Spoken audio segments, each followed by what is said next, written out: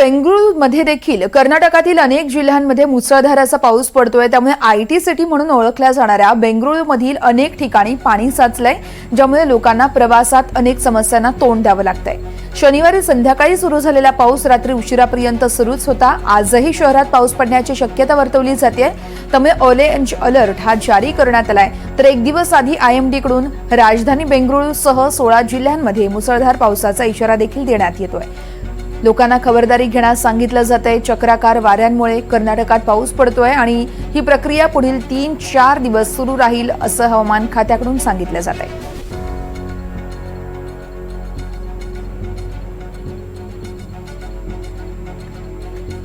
आपण पाहतोय 16 जिल्ह्यांना अलर्ट देण्यात आलेला आहे। ही दृश्य आपण बघत आहोत। मोठ्या प्रमाणात पाणी साचलंय, त्यामुळे स्थानिक एका ठिकाणाहून दुसऱ्या ठिकाणी जाण्यासाठी या खरतर गोष्टींचा वापर करतायत। पोलीस देखील आहेत त्यांच्यासोबत।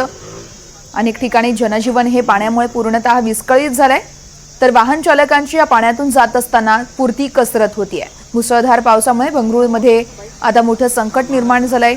जर गरज असेल तरच घराबाहेर पडा असं आवाहन प्रशासनाकडून देखील केलं जातंय। ठिकठिकाणी पाणी साचल्याचे ही दृश्य आपण बघतोय। घरात पाणी गेलंय, रस्त्यांवर देखील पाणीच पाणी झालंय। मेट्रो स्टेशनमध्ये देखील पाणी शिरलंय, त्यामुळे वाहतूक देखील काहीशी विस्कळीत झाली आहे। वाहन चालकांची मोठी कसरत होते या पावसामुळे।